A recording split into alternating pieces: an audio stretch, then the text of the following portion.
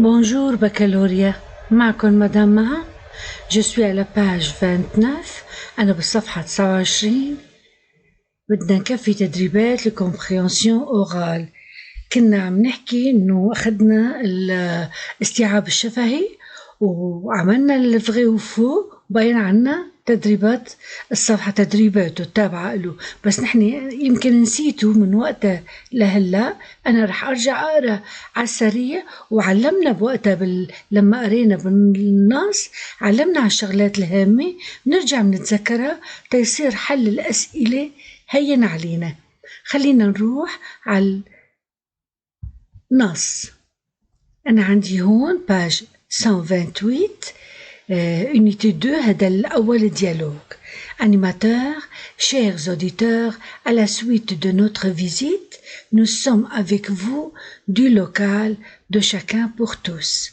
Bonjour Monsieur Mahfoud, étant responsable, pourriez-vous nous parler de votre organisation? Monsieur Mahfoud, bonjour.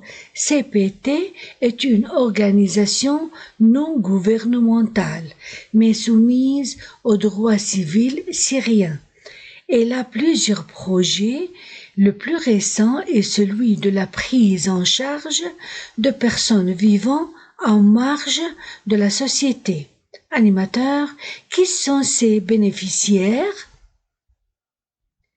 Monsieur Mahfoud, ce sont les parents d'âge avancé qui sont délaissés et vivent dans l'isolement total du fait de la migration de leurs enfants, ce qui leur cause la tristesse et la dépression au quotidien. Animateur, alors, comment aidez-vous ces personnes?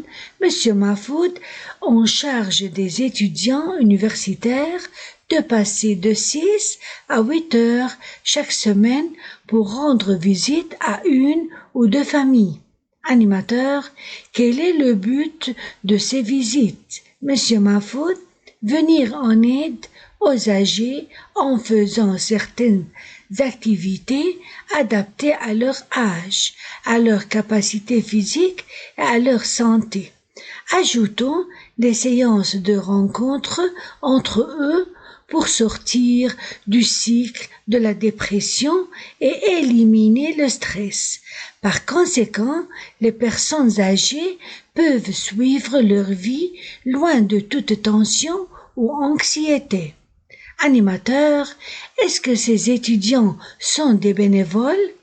Monsieur Mahfoud, non, l'organisation vise à réduire le fardeau financier de ces universitaires en leur proposant un salaire mensuel couvrant les frais de transport et les fournitures dont ils ont besoin pour leurs études. Animateur, qui finance votre projet? Monsieur Mahfoud, ce sont les donateurs et ils reçoivent des rapports annuels relatifs aux familles et aux étudiants soutenus par ce programme. Animateur, je vous remercie monsieur et je vous souhaite le bon courage.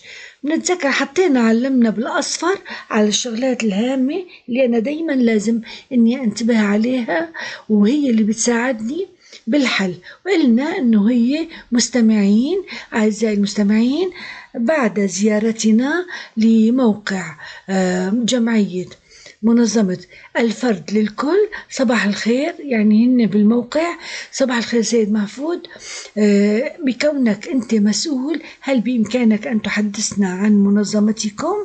قال له منظمتنا هي منظمة غير حكومية نون غوفرنمنتال، لكنها خاضعة إلى القانون المدني السوري ولها عدة مشاريع أحدثها هو رعاية الأشخاص اللي عايشين على هامش المجتمع. سأله قال له مين هن المستفيدين هدول اللي عايشين على هامش المجتمع؟ مين هن؟ قال له هن les parents d'âge avancé اللي عمرهم متقدم، الكبار بالسن، المهملين المتروكين اللي عايشين في عزلة تامة بسبب هجرة أولادهم، وهالشي هذا بسبب لهم حزن اكتئاب يومي. قال له طيب كيف انتم بتساعدون؟ جاوب قال له منكلف طلاب جامعيين يقضوا مع عائلة أو عائلتين منهم من 6 إلى 8 ساعات أسبوعيا، يعملوا لهم زيارات. قال له طيب شو الهدف من هذه الزيارات؟ قال له مساعدة المسنين بأنهم يعملوا بعض النشاطات اللي بتتناسب مع عمرهم، مع مقدرتهم الجسدية ومع صحتهم. وبالإضافة إلى ذلك في جلسات لقاءات بتصير بيناتهم، بيجمعوا العائلات بين بعضهم لحتى يخرجوا من دائرة الاكتئاب ويستبعدوا التوتر. وبالتالي هالأشخاص هدول المسنين بيقدروا يتابعوا حياتهم بعيد عن التوتر أو القلق. سأله قال له إنه هل هالطلاب هدول مأجورين، يعني هن متطوعين ولا مأجورين، يعني بينفول يعني ما بياخدوا مصاري؟ قال له إنه لا بياخدوا. المنظمة تهدف إلى تقليص، كيف بدها تساعدهم المنظمة؟ بإنه تقلل العبء المادي لهالجامعيين هاي، بإنه تعطيهم تمنحهم سالير منسيال، يعني أجر شهري بيغطي نفقات تنقلاتهم وبيغطي كمان المستلزمات اللي هن بيحتاجوها بدراستهم. وسألوا المذيع مين اللي بيمول المشروع، مشروعكم؟ قال له هن المانحين دوناتور اللي هن بيوصلهم دايما تقارير سنوية تتعلق بالعائلات وبهالطلاب هدول اللي بيدعمون البرنامج. بيقول له المذيع بتمنى له بالأخير، بشكره بتمنى له التوفيق. نحن هلا لازم ننتقل ونشوف شو هن الأسئلة اللي نجاوب عليها وبكل بساطة. سي هوني بالباج 29 répondez aux questions suivantes. أجب عن الأسئلة التالية. De quel genre est l'organisation dont on parle؟ ما هو نوع؟ genre يعني نوع. شو هو نوع المنظمة اللي عم يحكوا عنها؟ بتتذكروا شو كان نوع المنظمة اللي عم يحكوا عنها؟ نحن قلنا إنه هي organisation non gouvernementale، يعني هي منظمة غير حكومية، وشفناها بالنص. إذا بنرجع لبداية النص بنشوف organisation، بنقول بس CPT est une organisation non gouvernementale، بس هيك الجواب. 2. Qui finance l'association CPT؟ من يمول؟ finance يعني يمول، جمعية الفرد للكل. كمان مين اللي بيمولون؟ قلنا انه هن المانحين، ما لقيناها بآخر النص. لما سألوا كي فينانس فوتر بروجي، من يمول مشروعكم؟ قال له ce sont les donateurs، هم المانحين. بس هيك الجواب، ما بده أكتر من هيك. 3. Qui sont les personnes âgées visées par cette association؟ مين هن الأشخاص المسنين المقصودين بهالجمعية؟ مين هن؟ هن الناس المسنين اللي تركون أولادهم. كمان هذا شفناه بالصفحة الثانية. Ce sont les parents d'âge avancé qui sont délaissés et vivent dans l'isolement total. هن الناس اللي عمرهم كبير واللي انتركوا وعايشين بعزلة تامة بسبب هجرة أولادهم. هذا هو التمرين سي. ننتقل لتمرين دي، exercice دي. choisissez les bonnes réponses. اختار الجواب، الإجابات الصحيحة. لما بقولوا لي choisissez la bonne réponse يعني بكل سؤال في جواب واحد. لما بيقولوا ليه يعني احتمال يكون أكثر من واحد. طيب quelles sont les activités faites pour aider les vieux؟ faire des sorties, faire des visites, faire des collectes variées. ما هي النشاطات اللي انعملت لمساعدة المسنين؟ طلعات، زيارات، تبرعات مختلفة. طبعا هي طلعات لأنه بيطالعون وخلون يجتمعوا مع اللي مثلهم، اللي من أعمارهم العائلات التانية. كمان faire des visites، بيزورون الشباب الجامعيين، بيجوا بيزورون بزيارات، بس ما ذكرونا جمع تبرعات بنفس النشاطات. إذن A و B. 2. Pour quel but organise-t-on دي rencontres. ما هو الهدف اللي تنظم من أجله اللقاءات؟ بأي هدف؟ pour vivre une ambiance familiale, pour donner un soin médical, pour vivre une vie sans mélancolie. إذا لكي يعيشوا في إطار عائلي، صح أكيد هذا هو هدف، لكي يعيشوا في إطار عائلي. طيب pour donner لحتى يعطون عناية طبية، ما ذكر عناية طبية، قالوا اللقاءات كانت بس للنشاطات وإزالة التوتر والقلق والحزن. إذا ب لا pour vivre une vie sans mélancolie، حتى يعيشوا حياة بدون كآبة. oui صح، حتى يعيشوا بدون كآبة. إذا la réponse est A et C. Comment l'organisation réduit-elle le fardeau des universitaires؟ كيف المنظمة قللت عبء الجامعيين؟ شو عملت لحتى قللت العبء عليهم؟ En leur chargeant de travailler de 6 à 8 heures par semaine, en leur proposant un salaire mensuel, en leur payant les fardeaux financiers de leur famille.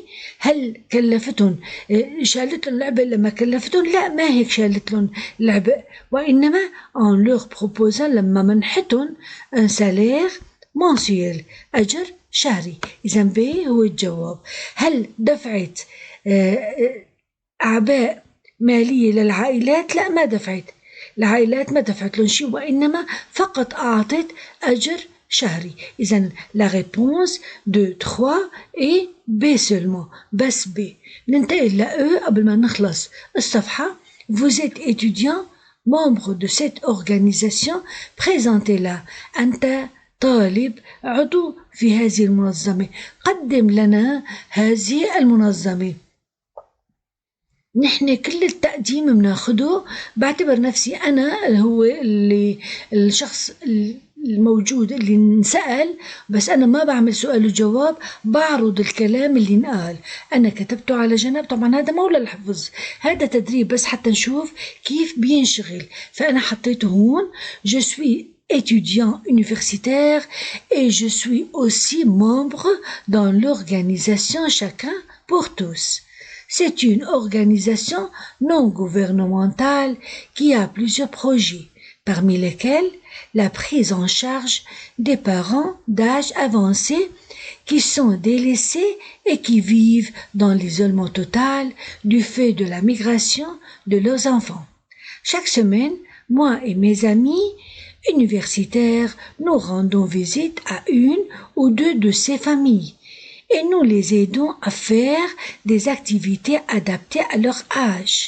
Nous les aidons aussi à rencontrer des gens de leur âge pour éliminer le stress et la dépression. Nous ne sommes pas bénévoles, l'organisation nous donne un salaire mensuel payé par des donateurs. نفس الحوار أخذته وحورت في شوي بنفس المفردات، عندي نفس الأدوات، نفس العدة، عملت فيها تقديم للجمعية بصفتي عضو فيها، وقلت أنا طالب جامعي وأنا أيضا عضو في منظمة الفرد للكل. هي منظمة غير حكومية لها عدة مشاريع، من بينها رعاية الأشخاص المسنين المهملين الذين يعيشون في عزلة تامة بسبب هجرة أولادهم. كل أسبوع أنا وأصدقائي الجامعيين نزور عائلة أو عائلتين من هؤلاء العوائل ونساعدهم على القيام بنشاطات تتناسب مع أعمارهم. نساعدهم أيضا على لقاء أشخاص من عمرهم لكي يزيلوا التوتر والاكتئاب. نحن لسنا متطوعين، وإنما المنظمة تعطينا أجرا شهريا مدفوع من قبل المانحين. في شيء نقصته؟ أبدا، قدمت الجمعية بشكل مناسب بصفتي عضو فيها.